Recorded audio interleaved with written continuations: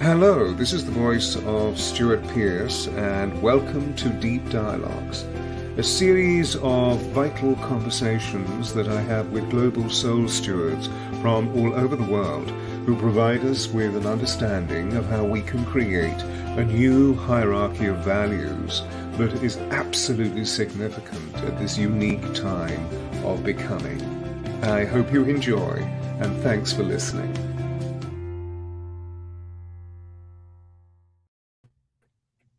And here we are, live. Or if you're listening into the recording, welcome, welcome, welcome. I'm sitting here with the wonderful ERAM SAEED, who is in a very exotic area of the world. As you can see, she has this wonderful face and is speaking to us through great largesse because it's very early in the morning with her in Pakistan. Which city are you actually in, ERAM? Currently in Lahore, In which Lahore. is which is the Punjab province. Right, right. Yeah. And is that your epicenter? Is that your home? Yes, Yeah. for the time being. Yeah. For the time, indeed, yes, indeed. It just gives us a location on you so that we can zoom in. So, ladies and gentlemen, welcome and thank you for being so loyal coming back after the 2-week hiatus of me being in the United States of America in a flurry of activity, which has been very exciting. Hello, hello, Sarah, Stacy, Corrine, Stephen, and darling Instagata, who I always find that name really quite evocative. So let me introduce the wonder of Iran to you, because this is a very considerable lady that we have sitting with us this evening. ERAM SAEED is one of the leading coaches for online conscious entrepreneurship. And as CEO of one of the largest spiritual tele-summits in the world, she's been teaching a multitude of successful principles to many women and men for well over a decade. Iran was born into a culture where women were bound or are bound by strict limitations, and Iran experienced her own fair share of struggle. At the age of 40, she was the survivor of 2 failed marriages, facing bankruptcy, and emotionally dissipated to the point where she considered ending it all. It was then, in her darkest hour, that she decided life could be different and set about literally crafting the life of her dreams. And I can add a little point in her bio that this is exactly what's taking place. We have a breathtaking witness to the evocation of the divine feminine sitting with us this evening. So, over the coming years, Iram worked closely with a number of leading spiritual teachers who gave her the tools she needed to transform to unlock the door that stood between herself and her dreams. And these unique practices helped Iram to balance her own sacred divinity with her personal power, her earthly power. And today, Iram lives a conscious, purpose-filled life of her dreams and has made it her life's mission to share the wisdom of all that she has learned in support of other women around the world, particularly in the context of female suffrage. Iram, welcome, my darling. It's so lovely to have you here. Thank you, It thank you. is so awesome to be here. Thank you so much, Stuart. Such an honor, and I know we're going to have a lot of fun. Thank you. Thank you for having me. Even though it's about 1:40 a.m., I'm wide awake because I was excited about this talk. Well, it's, the very fact that you've just said what you've said is a testament to these beautiful virtues that you have of your devotion to the work, your dedication to the liberation of female suffrage, and the awareness of consciousness arousal around the world, and this remarkable discipline that you have. You're like a female disciple bringing all of this forth. So I thank you for that, because we know that it requires muscle to sustain the brilliance of the transformative process that you take us all through. So I really honor that. You Thank you. are there. You are in Pakistan at this time, and I know that you're evoking another very unique project. And I thought it may be interesting as if we go back, if we take where you are at the moment in this present, and then go backwards to the story that you revealed, which indeed is encapsulated in your bio about experiencing the abuse that you experienced and how you've moved through some pretty major um, points of elevation that have led you to what you're doing today. So could we start and then go backwards, Mhm. deal Of with the course. situation anti-chronologically? So at the moment, there you are in Lahore. Here I am. I lived in Texas for 30 years, moved to Pakistan 2 years ago. Um, I currently run From Heartache to Joy, as you know, which is a global tele-summit, a multi-million dollar company. And with that, when I moved here, it was last year, Stuart, during the pandemic. I was bored and I decided to make just a handful of videos. I like making deals with the divine. I treat him like a friend and I kind of wheel and deal. And I said, okay, so you've given me all these wonderful gifts of understanding and knowledge and consciousness. And here I am in an area, in a country where they haven't even started, right? They haven't even taken, it seems like they're beginning to take the first step. And I feel so kind of out of sorts. Where do I begin? Well, how do I talk to them? What can I do? How can I help? So I just made a few videos and I thought, nobody's going to watch them. So my deal with the divine was, if I get messages from 10 women over a period of 6 months that these videos help them, then I'm done. That's my thank you to you. So I'm done. I have paid my due. And then you will owe me something really nice, right? So I made a few videos. I think it was the third or the fourth one, which became really controversial. It went viral. It immediately had like 1 million+ views. And since then, in 1 year, I've had 100 million views, over 1 million followers that message me every week. If I don't post a couple of videos every week, I start getting messages from people that we're yearning to hear from you. We need to hear from you. So there's no stopping, of course. As you know, the divine has an awesome sense of humor. So I can't imagine what, he or she was thinking or how they were laughing when they heard me say, yeah, just 10 women, if they message me within 6 months, then I'm done. Because I know I can't be done with this, right? This is in flow. Um, so that's one of the things that's happening. The other one is, as you know, I just finished filming of a documentary. I was in LA for that, and it's a documentary on the subject of energy healing as the ultimate healer, which is not something that other people haven't done. The way this documentary is going to be, it's a docu-series with 5 episodes. The way this is unique is that not only do we legitimize and ground energy healing in science, but we also show actual healing sessions with healers taking place with results. So, in that regard, it's really unique, and I'm super excited. It's going to be released in March. So, this is all that's going on in my world right now. Amazing. Well done. This is I love the playfulness that you bring to our attention of your deal with the divine. It's absolutely wonderful. Could you perhaps share with us a little bit more information about where that idea came from and how you tested the divine with your deals, and then how the divine responded? I mean, you've already given us illustration for this last project, but it's a fun way of talking about it because it shows this conscious alertness in your entrepreneurship, but also this wonderful dance with the sacred. It's so funny that you should ask that because, as you know, Stuart, I am a Muslim and a devout Muslim.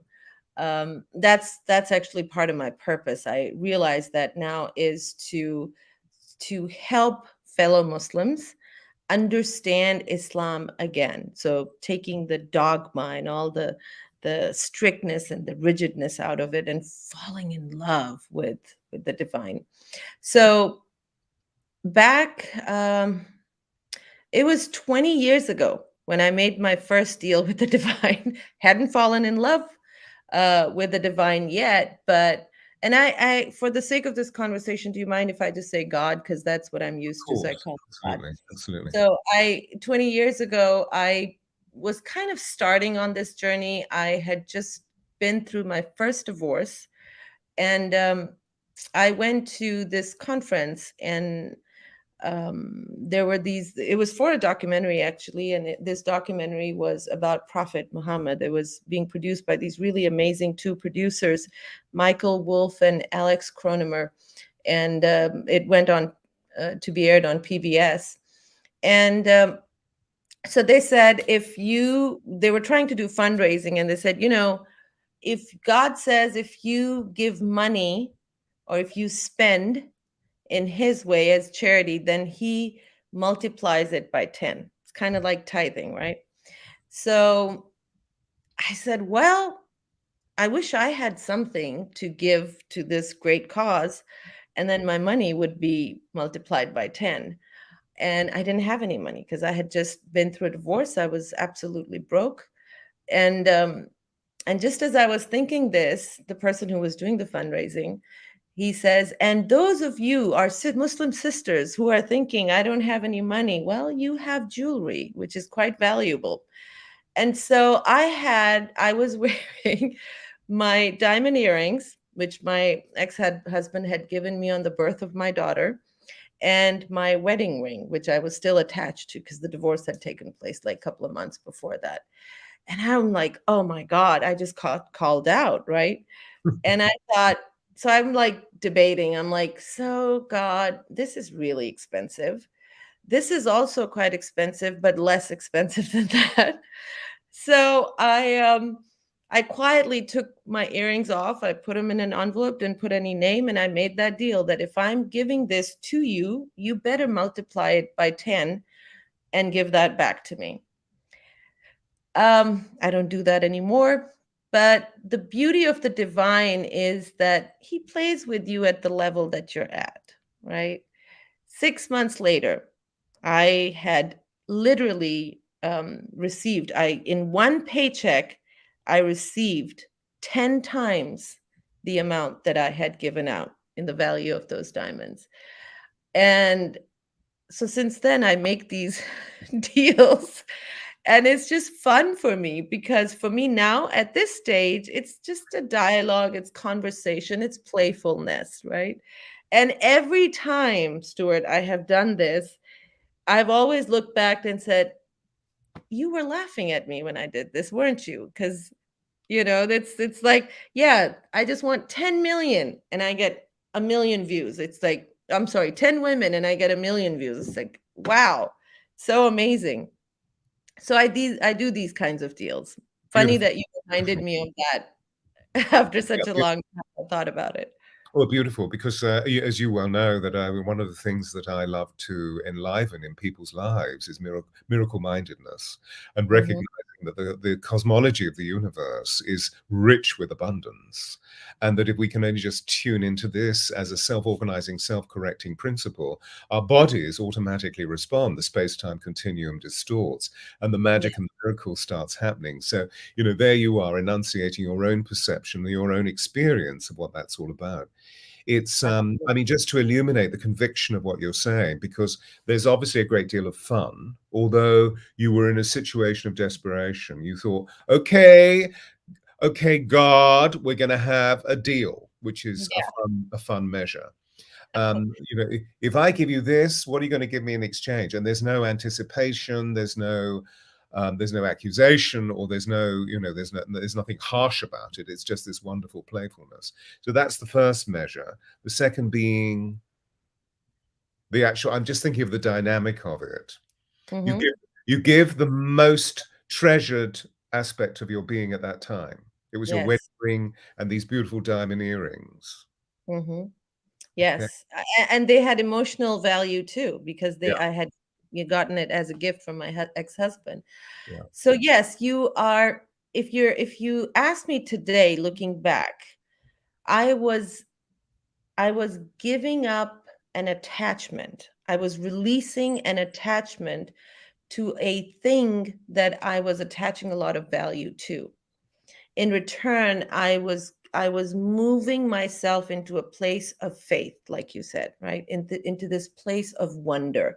Because I didn't say, well, I want the money back in this way, or I want 10 diamond earrings back. I didn't say that. I just said, well, you said it's going to be multiplied by 10. So, hey, I'm open. So it's that faith. It's moving beyond your comfort zone, and having faith not just in the divine but also in yourself, and also that whatever situation it's going to come through, it's going to be perfect, it'll be right, it'll be fine. So, and I think that's a very, very important piece when we're talking about, the realm of possibility, the realm of pure potential. Yeah. How do you step into that, right? We're usually so stuck Mm, in the in the definition and the boundaries of what we have already created, which mm, is kind of what our topic is going mm, to lead into today. mm. Um, how that becomes our prison. Yeah. Yeah. And as you speak this, I feel that this is a leading edge principle, that the very substance of the fact that we've been brought up through a tendency for blind faith. Hmm. And now we're developing visionary faith. Hmm. So we're withdrawing from those social mechanisms or organisms that we have plugged ourselves into with blind faith, because they appeared on surface to be very august or revered or responsible, and then we understood that they were actually committing gross acts of treachery backstage, so to speak, that there Hmm. was some sort of calumny or treachery going on. And so how can we keep pledging allegiance to this? This seems to be where we are at the moment with all of our central governing principles or organisms. We look Hmm. into every central government, not all, but the principal ones, and we see that they're in chaos. Hmm. And of course, there are very good reasons for why this is so. And so we begin to understand, okay, well, I must actually muscularize my own faith, my own belief, faith, and trust, the three concomitants of love, because after all, I love the divine. I know that there is an intelligence that supersedes mine, but I'm also part of it. Hmm. And so, how can I actually lean into this? And I feel that what you're describing is the law of divine compensation. That Hmm. there is always, whatever we give in small measure, we always receive plentiful. Yes, yes, exactly. So you've said it all, but of course this all arose out of dire straits that you found yourself in. And so, Absolutely. for all hello, all you wonderful people, Daniela, Maria, Yolanda, Agnieszka, Kim, etc., wonderful people. Thank you for coming. Here we are with ERAM SAEED, and the topic of our conversation in this deep dialogue is oppression through freedom to liberation. Yes. So could you perhaps take us back to the difficulties that you found yourself in, where you began to move forward into greater strength? Yeah, it's been such an interesting and exciting journey. And like I said, I'm back in Pakistan now. But if you move back into history, my early years, I was 21 when I got married and moved to the US. Up until 21, I was the only daughter of, um, I had two brothers, and my dad was a general in the Pakistani military, which is like the elite class here. So I had been raised what you might say as a princess. Um, and even though, yeah, I was raised with a lot of, love and care, not so much luxury because the military life is more, simplistic, but the VIP lifestyle. However, my mother was a devout Muslim, and she was a pretty orthodox Muslim woman. And so she raised me in a way that she wanted me to be suitable, a nice Muslim girl, Pakistani girl, suitable for marriage. um, I was very bright in school, and she didn't let me pursue my studies because I had a stubborn streak. So she always wondered if getting a professional degree would make me more difficult and more inflexible as a future wife. So my early childhood, early youth, early adulthood was quite oppressive in that sense. And because I saw her as most of her restrictions coming from her Islamic mindset, I saw God as an oppressor also.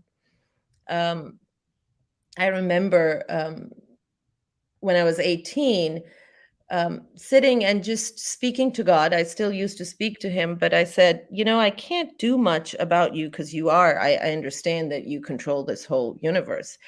But what I can do is hate you, and I hate you. So that was my declaration to God. Um, I hated him for making me a girl, a woman, in a culture where women are just considered second class. They're not good enough.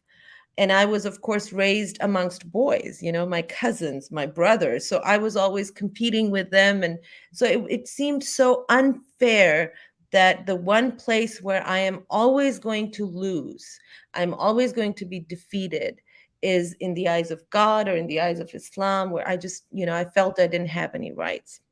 So then I moved to the United States in the hopes that I would do my MBA there because my husband was in Austin. So Austin, Texas. Turned out it was an abusive marriage, which lasted 8 years. I had one daughter from that marriage, which is my wonderful Natasha. And after 8 years, I ended that marriage. Uh, Pretty soon after that, got married again because a good Pakistani girl does not stay alone. She doesn't live alone. She doesn't stay single. So got married again. That one too. May I interrupt for a second? Please. These two gentlemen, these two men, were they also Pakistani? Yes, Yeah. both of them. Okay. Yeah. Um, that too was abusive, and this one was abusive in a different way. That there was physical violence involved as well. And I ended that one after 7 years. Had another daughter. So I remember when I was going through the divorce, it was like, oh my God, the first time I was completely financially broke. The second time, even though I had been a successful mortgage lender, um, it was 2009. Banks were shutting down. Nobody was lending anything. So again, my career of 10 years was down the drain. And this time, though, I remember thinking something's got to give. There's something really off. Why does this keep happening to me? And I remember reading Debbie Ford's book, The Spiritual Divorce, and there was a line that changed my life. I mean, it's so. Um, I know you hear this from other people too, and honestly, that line changed my life because she said something like, look at the pattern that has been repeating in your life and then look for that pattern in your childhood. And I realized that the pattern that I had been running in my life was that of trying to win the love of a bully. And I want to add really quickly here that my mom, I realized she was the bully that I had been trying to earn the love of. However, I adore her. She's now passed on 7 years ago. I love her. She was an amazing, the strongest woman, the strongest human being I have ever met. And she was my biggest support. However, yes, she played a very important role in my life, which was that of my first teacher as an oppressor. And I realized God too was a bully whose love I was trying to earn, you see. So that's when my journey into self-exploration, self-healing, that whole thing started at that time. In 2012, I launched my tele-summit on energy healing from heartache to joy. It was very meaningful to me. And within 1 year, that business, so I was bankrupt in July. In August of 2012, I launched this telesummit. Within 1 year, it crossed $1 million. And since then, it's been doing multiple $1 million. And it's been 10 years now. So I went from oppression because I thought the way I am going to have freedom is number one, have financial freedom and get rid of all those people that were my oppressors. I had to remove them from my life. Now, during this time, of course, my understanding of God started to change. He was no longer an oppressor, but we weren't best friends. I was still trying to figure him out. Like sometimes like I was making deals, as I told you. It's like, okay, I'll make a deal with you. And then I started to slowly develop a really deep bond with God, and I thought I was in love with God. And then I had an amazing experience, Stuart, which completely changed my idea of freedom. Because up until that point, my purpose in life was to become this empowered woman who did not need anybody's support, and I became that empowered woman, right? I was financially free. Nobody could tell me what to do. I did what I wanted when I wanted. I was a single mom. My daughters were wonderful. And then my brothers decided, they got together with my dad, and I ended up going to Hajj, which is the pilgrimage to Mecca. And all Muslims are supposed to do it. I did not want to do it. You know, Muslims, they spend years. This is their dream come true to be able to go to Hajj. And here is Iram, who has been told you can go to you're going to Hajj, and she's going, oh my God, no way. I don't want to do this. It's physically very, very strenuous. There's a lot of hardship. And for me, the biggest issue was by this time, I had become quite spoiled. I had spoiled myself. I was very finicky about, people that travel with me, they know they hate it when I have to go and inspect the hotel room first. And if it's not to my liking, I say, I can't, give me something else. When you go to Hajj, there are millions of people and all you have are public bathrooms. That was my biggest fear. How am I going to take the physical hardship? There are no you're not staying in nice hotels. Sometimes you're staying under the open sky on pebbles, right? And I was like, this is going to be so tough. So I kept asking God, again, that deal making, like, why in the world do you want me to come to that hot, country, that God-forsaken place and those environments? When you live in my heart, you are with me all the time. Why in the world do you want me to come to this place and go through this very tough experience? And they say that Hajj is a very spiritual experience and it's personal to everyone, as are most spiritual pilgrimages, you probably know. So I went there and I kept saying, this is the only reason I'm coming. You're going to tell me why. There's got to be some big awakening, aha, or something that you're dragging me to this country. And it happened during Hajj, on the day that you spend the afternoon during it's under the sweltering hot sun, praying to God and asking for forgiveness and stuff. And I did not go. I sat under a shade and I was still like, dude, you got to give me this answer. I'm here. What do you want me to do? And that evening, Stuart, we were supposed to go and sleep under the open sky. But the group that you are with, they typically prepare something that you have, some kind of a slightly thick sheet so you could lie down on that. And people typically pray all night. Well, our bus broke down midway, and we could not get to the ground that had been prepared for us, and we had no choice but to um, lay down on what is called the footpath, which is like the shoulder. It's filled with pebbles, okay, and there were buses with diesel fumes coming out of them, and their lights and the sounds, and that was going to be where we had to sleep. So my whole group was worried about me. They were all concerned because by that time they had seen, what a prima donna I could be and how finicky I was, this diva from Dallas. And so they were like, oh God, how is she going to sleep? And there were about 30 of us. And the one person, would you believe it, that slept like a baby and had to be shaken to wake up for the morning prayers was moi, yours truly. Everybody else kept, waking up. My dad had to come to check on me. My brother came to check, and they said I was snoring so loud it was embarrassing. Um, so the moment I woke up, I got my answer. I woke up and I had had the most beautiful, restful sleep I had ever had in my life. Not a single aching bone, nothing from the pebbles. I couldn't feel them. It was so beautiful. And when I woke up, I was just, filled with energy.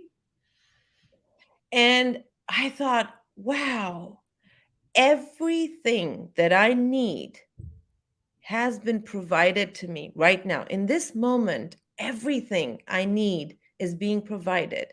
I have air to breathe, I have water to drink, I have food to eat, and I can go use this restroom, which is right here, even though it's a public restroom, but I have it, I can use it. And in that moment, Stuart, I realized that the very things that I had been wanting to achieve, and they were my markers for freedom, that once I have this, I have achieved freedom. Once I have a Tesla, I have achieved this. Once I have $1 million house, once all of those things, the requirement for comfort, all of that had become my attachments and therefore my limitations and therefore weakness. And now I was a prisoner to the very things that I was calling my markers for freedom. And I just sat there and I go, oh my God, this is so interesting. And that's when I understood the meaning of liberation. True liberation is when you might have, it's wonderful to have these things. It's great. It's a blessing. So enjoy it, but not get attached to them, not get dependent upon them, so that the achievement of these things become our, we get tunnel vision because of them, or we start losing sleep because of the fear of losing them. You are no longer free, my friend, if that's happening.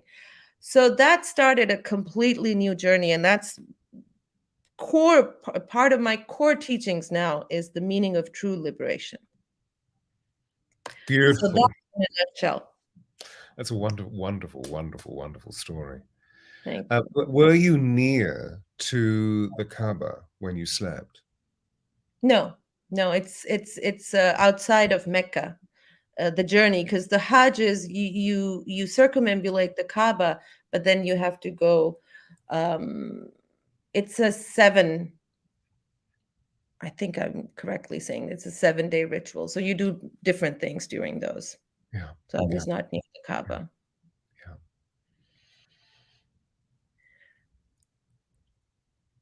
I just thought it was important for it just to simply land. Was it's a rich, rich, rich story, and much of what I'm deducing in meaning for myself is the fact that you moved away from the egoic aspects of what you wanted to create into the absolute feeling of all is well. I have everything that I need, and I'm really being looked after. So as a result of that, the inner feeling state is amplified, and one feels oneself literally in the face of the divine. Yes. Yes. And it's also, again, going back to, I love and respect all religions or people that don't even believe in a religion. I feel this is a time where we all have to be inclusive and respectful. So I am myself um, a Muslim, and yet I have been able to, when I started my journey back to Islam, I had to redefine and reread and restudy everything. So I understand Islam in a very, very different way from an average Muslim, you might say. So the way I see it is that attachments, when we form attachments, and these are of course egoic attachments that I'm talking about, they are like a false god in a way, right? And I'm sorry if the term triggers some people, and I'll explain it in just a minute. When you talk about God or divine or the source energy, divine intelligence, and you say everything comes from there, and other than that, I don't have to depend on anything. The moment we form an attachment, that's when we are creating weakness in ourselves. Because again, like I said, that, today we have it, tomorrow we might not. So what happens if we don't have it? And that fear can create a lot of weakness in us. So being completely okay, like when my daughter got COVID last year, Stuart, Natasha, um, for the first couple of hours, I was in panic because this was the early stages of the pandemic. We still didn't know a lot. And I thought, what if she dies? What if something happens to her and she's no longer with me? And so that created, I reacted as a mother, and it created a lot of angst and anxiety. And then I just took out my prayer rug and I went down in front of God and I said, you know what? You gave me this daughter. If you decide to take her away, I will be in a lot of pain and grief. But as long as you are with me, I will be okay. And I am okay with whatever you decide to do. I want you to have mercy. I want you to give her health, but know that I am okay with whatever it is that you decide to do. And what that did, Stuart, immediately my heart just calmed down. I did not have fear after that. I took care of her. I I did not impart any fear into her, but it just gave me this groundedness, this sense of strength that no matter what happens, I'll be okay, you know? And as a result of that, because I've heard this story on a number of occasions in a different context, where, through the perception of the wonderful individual, and my own stories of transcendental intelligence and how it hits one, particularly in times of great duress. And Yes. suddenly, all of the pressure, all of the sense of attachment, all of the egoic dynamism begins to just simply dissolve. And there Yes. is this immense feeling of utter simplicity, utter purity of being, as I refer to it, of being in the face of God. That Yes. really this is the route that we're taking at the moment, because obviously our attachments are to do with the egoic aspect of, am I successful in the world? And am I Mhm. successful to them? What am I? Not who am I, Yes. but what am Yes. I? And Exactly. and can I measure myself against the success that they've suggested? Mhm. And then once we begin to articulate all of that consideration, and of course it's kaleidoscopic, it begins to let go of us because it's no longer necessary, and we begin to yield and surrender into the love of the divine, the love of God. Yeah, Uh, absolutely. and then, Absolutely. and then the magic and the miracle starts happening. Mhm. So Yes. as we face this unusual time of, apparently, according to the World Health Organization, we're recording just before the end of the month, November 2021, Mhm. and the World Health Organization has said, but there's a new variant of COVID. Mhm. What advice do you have for those people that were automatically sparked into fear? Mm. First of all, I send my love and my compassion because the fear is real. It's pretty strong.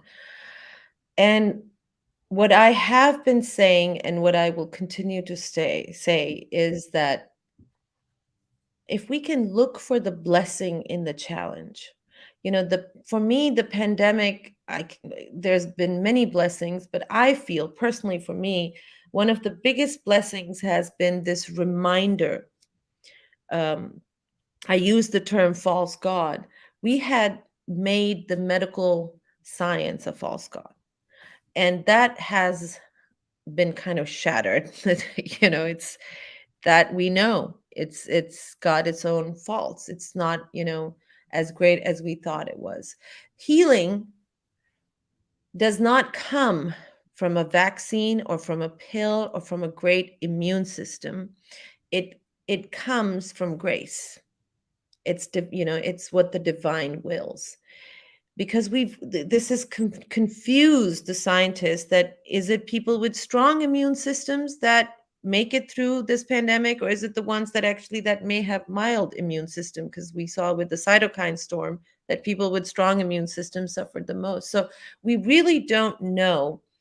And for me, what has given me ease is to know that the universe has always been in the hands of a far supreme and far more intelligent being, who has been running it, who is running it, and who will continue to run it. You've probably heard this elsewhere too, Stuart, that there are three types of businesses. There's my business, there is your business, and then there is God's business. So controlling the pandemic and what's going to happen, and am I going to die, or my loved ones, are they going to get sick, or is someone going to die? That's God's business. When I'm in God's business or your business, there's nobody in my business. So I got to stay here in my business. And my business is whether, I make an educated choice, whether I want to get vaccinated or not. That's my choice. I want to make an educated choice. And then maybe perhaps practice some of the things that I know worldwide have been accepted that they help. Vitamin D, vitamin C, they seem to help. Zinc helps. um, and then I just really leave it to God, frankly. That's 80% of what I do. I leave it to God, and then it's going to work itself out. Absolutely, unquestionably. This is deep within the conviction of this being sitting here. Um, Awesome. do you have a technique, a prayer, an awareness? Do you use a meditative process that opens you to the wonder and the firmament of get out of the way and let God in? Beautiful. Yes. I have developed this technique, and my mind does it automatically now. And it's been really helpful in my life, is questioning the stories that the brain is telling us, because they're all stories. Either it's going to go into the past and figure out something from, that algorithm, that this is how it should be computed, and boop, it spits out some possible scenarios, but they're all stories. Who knows if they're going to be true or not? So I've trained my brain to, if I've got a story that's creating fear in me, that's triggering me, my brain is now trained to go to the exact opposite of that, and think of that also. So they're still both there. And then I make a conscious choice, because who's to say if this story is going to turn out to be true, or this, or maybe some third story that I haven't even thought about? We don't know. There's equal chance. So I consciously choose to pick a story that serves me. And then I stick with that. And like I said, um, the other thing I do with that, so there's the negative story. The other thing I do with that is, okay, if this were to come true, what's the worst that's going to happen, right? If I get this new variant, I've already gotten Delta, by the way. If I get this new variant now, what's the worst that's going to happen? I'm going to die. Okay, then what? Is God going to be with me or not? That's the question I always end up asking. If he takes away my daughter, is he going to be with me or not? The answer is always yes. He's always going to be with us. So then I'll be okay. So then the ego kind of tends to loosen its grip, and it tends to just be like, shh, you can be quiet now. So that really works for me. I hope it works for your viewers. So there you have a wonderful articulation of the choice that you're making, the seasoned, discerning choice, where you see the stories, you see the scenario. So there must be a preliminary detach, feel stillness, observe what's going on here really in this panic Mhm. that I feel in my life. And then you choose a scenario that you know is going to behove you because it is automatically in relation to the divine, in relation to God, that God Mhm. fundamentally is going to look after you. And that's Yes. where it seems you actually create that moment as being sacred. So it becomes a hallowed moment because you know that there have been other occasions in your life where God has spoken to you. That's based on past experience. And then the third stage is it seems that you lean into that holy place, that holy instant, that sacred one with the divine or in that You space. say And it so much more beautifully. Thank you. takes over. Well, I'm, you know, it's so wonderful. It's, you know, because we've talked so much over the years, and yet it's so wonderful to hear your story. Because generally speaking, you're asking me to tell my story, and to see the articulation of it, because you articulate it so beautifully. But I always move to the pragmatic aspect of, wow, that's amazing. How do I fit into that in terms of my own consciousness and my own cognizance of the divine, and what do we have that are life rafts, or buoys, you know, life buoys, or little ingredients that we can use that take us back into that space. So I get very Mhm. pragmatic with it all, you know, which of course can also be, it can also turn me into becoming very anal about things and very controlling. When you go back, apropos this extraordinary wisdom that you've shared and the wonder of the story of going on pilgrimage, and of course, you know, many of us are being called to pilgrimage at this time, which is a very extraordinary amplification of inner stillness, where we can really move into the firmament of the way that the divine speaks, because it feels to me that the divine always speaks through the stillness, and our job is to bring the divine into the action. If you can take all of the inspiration that you've shared with us and go back 20 odd years and say to your 21-year-old self, what would you say? You are going to embark on one heck of a journey. I don't want to tell her anything that would alter the course, because every single piece fits so beautifully, so beautifully. So I wouldn't want to change any of that. So that's all I would tell her. Yeah. Beautiful, beautiful, beautiful. And bearing in mind that we are living in the illusion of time, Yeah. there's a very acute knowing deep within spiritual technology and all the major faiths that actually we've already predestined what our lives will be. What we Mhm. haven't predestined is the choice that we make in the moment Yes. as Oh we my God. face the triumph or as we face the tribulation. Yes. And I totally agree with that. a lot of people are suffering, as you and I know, at this time. And, you know, we have very fortunate existences because we've worked hard to engineer a movement away from suffering into abundance. But many people are suffering. And I feel one of the most important degrees that we can share, perhaps, I mean, there are many, but one is that all conditions are temporary, so this will pass. This And too shall pass.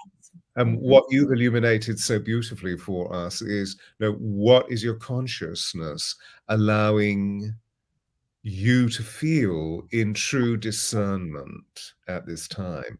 So that removes us from the panic, doesn't it? It removes us, which the ego wants to take us into. You know, there's a wonderful line in the Course in Miracles that says that the ego is suspicious at least and vicious at worst. Yes. The way that I try and describe this is that the ego is really the negative critic, and Mhm. the divine is the positive life coach.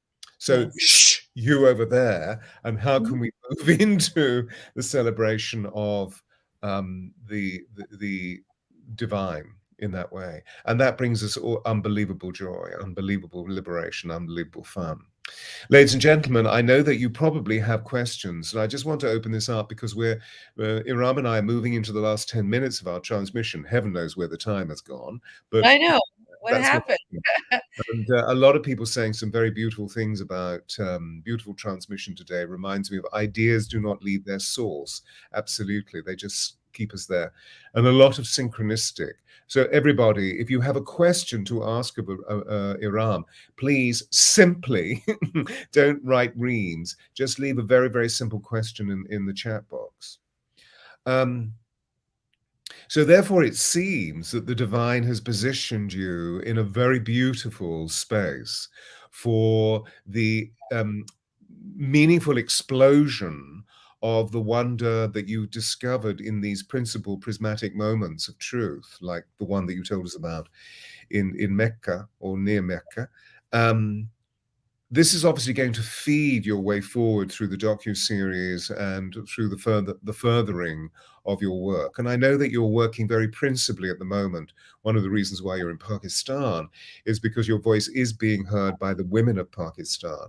And I believe that you're creating a unique liaison between the women of Pakistan and the women of India. Mhm. Is that true? Yes, yes. I have many, many followers, and this all happened organically. And I was surprised to find that I actually have many followers and fans in India too, mostly women. A couple of years ago, I had when there were this was 3 years ago.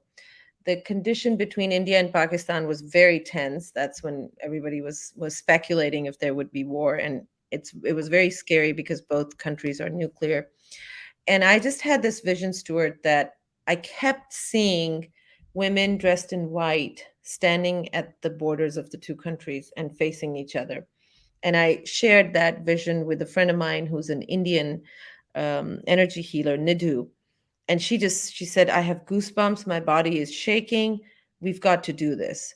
So I flew immediately from Dallas. Like 3 days later, I flew to Pakistan. She flew to the border as well, and we both went. We were not allowed to, of course, go near the border gates.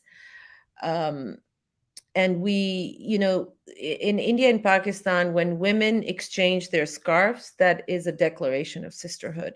So she left hers there, and I left mine there at the border as a symbolic gesture. And few days later, the tensions between the two countries subsided quite a bit. I don't know if it had anything to do with that gesture. I still hold that vision because of still the conditions between the two countries. I can't gather a big group of women to go from here, and she can't gather, but that's something we still hold. And I really believe that, because what moved me to do this was the womb. It was about the womb. We as women all have a womb, and most of us that are born with it. We When a mother loses a child, it does not matter what religion, what color, what race, what country. The pain is the same, and all mothers can feel that pain when a mother talks about that pain. Sisters when they lose their brothers, wives when they lose their husbands, but especially mothers. And it came to me that since women, the womb is the place where life is created. If we participate with the divine in this creation of life, then we have a higher responsibility as keepers of life, as protectors of life.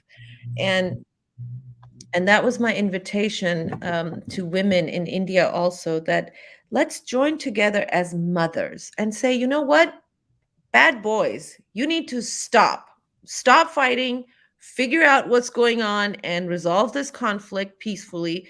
We don't want our children to die. Enough is enough. So I still hold that vision, and I meditate on it. Hopefully, that's it's going to come to fruition one of these days. And so in this moment, as I hear this, it moves me very deeply. I say to all of you out there, whether you are with us in this moment or whether you are with us in future time as you listen to the recording, can you please hear what Iram has just said, and the wonderful women that are tuning in? Please, can you embrace the notion of what she's just shared with us? Can you hold the vision of her standing with on the borders of Pakistan, looking into the country of India, and there is equal exchange between the mothers to allow the children to cease being maimed by the shenanigans of the men who all they want to do is control. Please see this and hold this. So we're going to hold you in Thank a you. remarkable context. I You just said, felt a huge surge of energy. Wow. Beautiful. Whew. well, you reminded us of it earlier, that all of this takes place through grace. That if we can Yes. just get out of our way and literally feel divine absolution, divine grace coming through.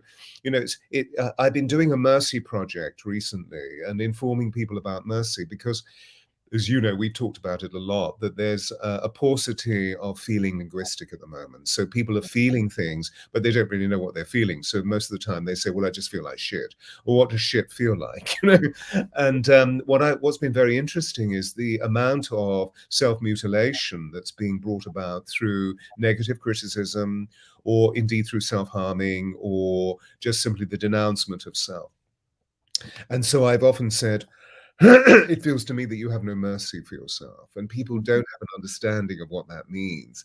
That if we Yes. can actually go to the divine and receive divine absolution, then automatically mercy floods through us and heals all of the discordant cells that are going on in our bodies. There's so mercy and faith, grace and faith, ladies and gentlemen. Um, there's a question here. What is a suggestion for frequency pivot? Don't quite understand this. Suggestion for frequency pivot for moments of intense self. Oh, okay. So what do we do in the moment of intense self-judgment? What do we do to release the judgment? Um, and I have been a huge critic of myself, so I know what what this is about. The thing that helps me the most is to see myself through the eyes of God. And I keep saying God, of course, for you, whatever term is suitable for you, please feel free to use that. I see myself through the eyes of God who created me in love. The moment he created me, he fell madly in love with me. He loves each and every aspect of me. The things that I see as broken are so dear to him. He sees them as cute. So when I see myself through God's eyes, I feel mercy, just like what you said. And this is true. Wow. This is true for all of us. I mean, aren't we all those beautiful children that God loves so much? So see yourself through God's eyes, and you will hopefully feel that mercy and love. Did you hear that, ladies and gentlemen? See yourself through God's eyes. Imagine that you are having a conversation with the divine. Amazing. And in comes Radziel, the archangel Radziel, who is the angel of the mysteries and dwells on the left-hand side of the divine. So eavesdrops on all of God's conversations. And Radziel can become this amazing conduit. What's interesting is that in Kabbalah, so therefore in the steeped wisdom of Judaism, there is a belief that he's chained to the throne of heaven forever. So again, we move into these elements of oppression and fear mongering. And I say, no, he's eavesdropping on all of God's conversation. That's the point. And immediately in that moment, of course, the chains are released. The thought Mhm. prison is released. And the wonder and the awe of being in warm embrace with the divine is just consummate. So Mm. a lot of people are saying how amazing that they're going to hold the vision. This is beautiful, beautiful. Oh, I love it. Thank you, Thank thank you. you, thank you. Thank Well, look, ladies and gentlemen, as much as I don't like saying what I'm about to say, we've reached the point of completion for this conversation.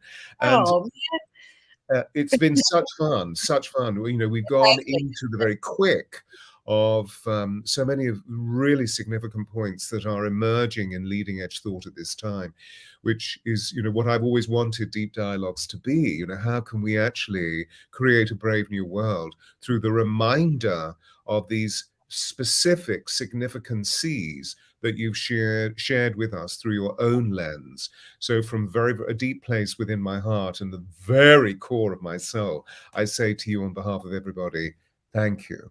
Thank you so much. I'm so honored, so grateful. Thank you to all your wonderful viewers as well. Thank you so much. And thank you for holding that vision. Thank you. I'm So, honored. ladies and gentlemen, what we'll be doing is, thank you, dear diddly dong ones. Have a delicious afternoon. Thank you, Lunaka, or Lunako. What I will make sure that you have, everybody, are Iran's details, her website, From Heartache to Joy, and all the other information that she wishes to share with us, so you can track the extraordinary projects that she's evoking in the world. They need our support. They need our prayers. Because they're extraordinary, not because they're in any deficit. Bless you. Thank you, everybody, for tuning in. And of course, there will be another extraordinary lady next week, taking us in another direction. And to dear Iram, much love to you. Much love to you, Stuart. And thank you for being you and for being such a wonderful, amazing, amazing representation of the divine and doing the divine's work on this planet. Thank you so much. Well, bless you. Bless you. And if I may add to that, my allegiance to the divine feminine. That is beautiful. As That a is mere man, my benefaction is towards the divine feminine. So that is so beautiful. I rise out of the divine masculine into the divine feminine, and I'm having such fun as a result. So bless you, bless you. Do stay where you are, Iram, and everybody else. Thank you, and see you next week. Much love, much love. Bye bye, everyone.